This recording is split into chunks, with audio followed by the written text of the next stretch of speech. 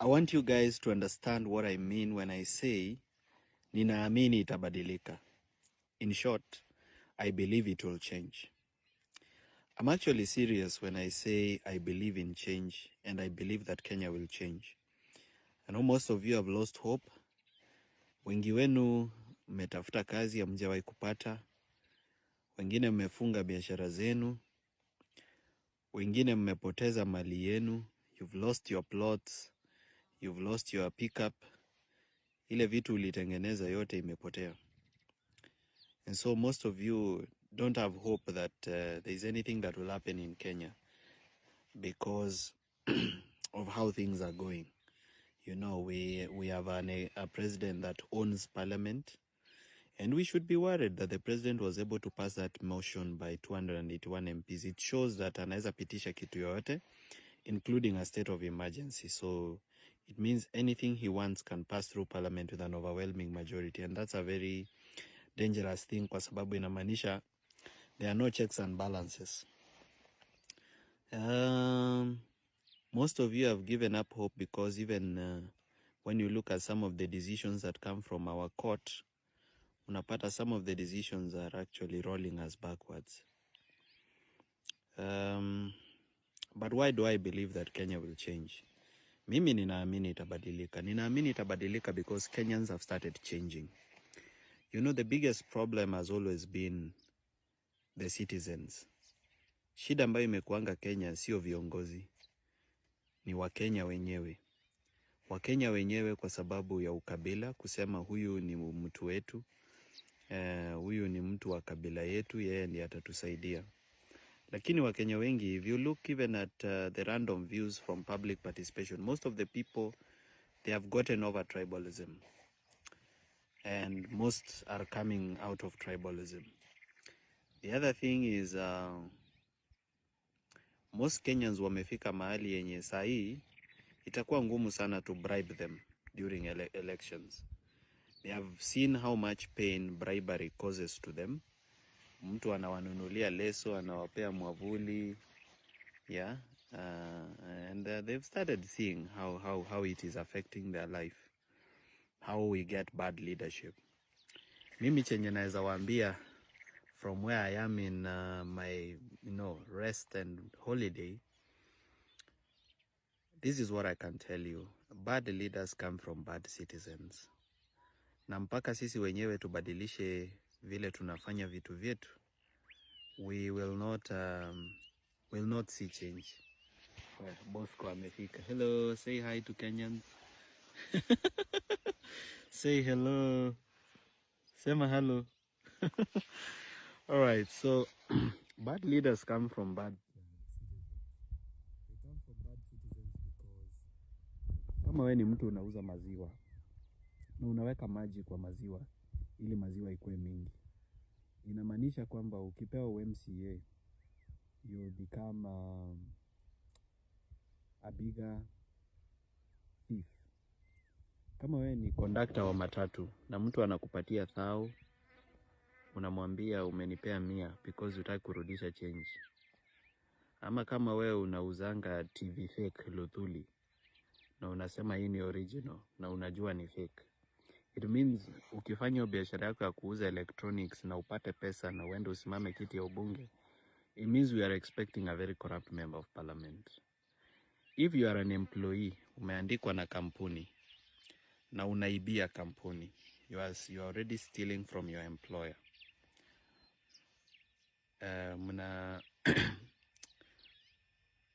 It actually shows that if you are given leadership, hata wewe utakuwa even more corrupt than the leaders that we have. Kama wewe ni mwalimu na unakula pesa za remedio, ama principal unakula pesa za remedio ulipi walimu, or kama wewe ni mtu wa kuuza nyanya, unaambia mtu ni 3 mbao, akikwambia niekeza 100, una make sure umeficha nyanya 1 ama 2 badala ya kumuongeza.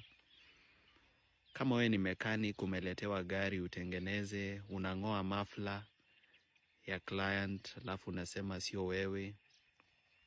Whoever you are, I mean, Kama wewe ni mtu broker wa mashamba na unauzia mtu shamba yenye unajua haina title na unajua iko na kesi, lakini haumwambii kama iko na kesi, it means ukifanya hiyo biashara yako ya property na ufike mahali usucceed, ukue mbunge, we are expecting very bad leadership. So we need to check our society values and ask ourselves, what do we believe in, and what are our societal values? That's something we need to interrogate, because as long as we have bad values, we'll always have bad leaders, because leaders are a reflection of who we are. Lakini ile kitu inanifurahisha na inanipatia hope na ndo nasema ninaamini itabadilika, ni Wakenya wameanza kubadilisha mwenendo sana. There is a lot of change happening on the ground. Me, I travel across the country. Even now I'm far away from Nairobi, and where I am, I interact with the locals, I talk to them, I spare some time and have conversations with people in market centers. And people are changing. People are really, really changing how they think. And people are impatient. One of the things I've realized is watu wengi ukiwaambia wangoje paka 2027, they sound very, very impatient. Wanashindwa, tutaumia hivi paka 2027. So Kenyans are very angry and very impatient. So I'm not sure whether this government will actually get to 2027. What I'm sure is that William Ruto is not going to leave power easily. He already knows he has made many mistakes, therefore he may not want an election. And if there is an election, he might want to ensure that that election he has no opponent, so that he wins by probably 98% the way it happens in Rwanda. So we are bracing for very dangerous times ahead. The other thing is that don't have jobs. Na vile hawana kazi, wanahitaji wakule na waishi na wavae. So we are looking at a situation where we might have several criminal gangs coming up because of some criminal elements being able to use the youth, because the youth are available for use because they don't have jobs, they are not gainfully employed. So because they are available for use, we could be seeing the rise of very serious criminal gangs. And we are in Haiti trying to save Haiti, but I think we might head that Haiti way unless, the government comes up with a plan to give youths jobs. Because right now there is no hope. Hakuna hope ya youths kupata jobs. And that's the truth. And it really breaks people's hearts. So there's hope for change in Kenya, but hope for jobs for the youth sioni, because the policies I see from government, they are not serious policies that will, give youth employment. Most businesses are closing, so even the youth who already have jobs, we are going to lose them. Kwa hivyo, kama Wakenya, tuamke, tugutuke, kila mtu afanye chenye anaweza. This is something I always say in all my messages whenever I'm speaking to Kenyans. I always tell them, guys, hii kazi si yangu peke yangu. Unajua mimi Morara, sometimes I fight until I get confused. Paka sengine mimi mwenyewe nachanganyikiwa ama nachoka. But kupumzika ni mbinguni. I promise you to remain very firm and a person of integrity. I promise that I'll never be bought or compromised. That's a promise I'm giving to all of you. Because actually even the history and the background of where I come from, sisi si watu wa kununuliwa. We are very firm with our principles. But what I can ask the rest of you Kenyans is, do what you can do.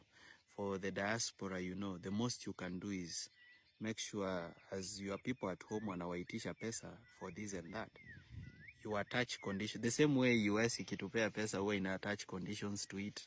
Attach conditions. Tell them we need change in Kenya. Talk to your families back at home. Talk in WhatsApp groups. For those who are providing funding for activities in Kenya, not just for me. There are many, many people doing beautiful, strong things, like Akio Mtata is doing many court cases. He needs support, of course, printing papers and, even hiring lawyers for research. Support these activities. Send your $10, $20, $30, or if you have, God has blessed you with more, you can give. If you are here in Kenya, make sure you participate. Use either the skill that you have or the knowledge that you have. You are an IT guy, or you are a musician or an actor.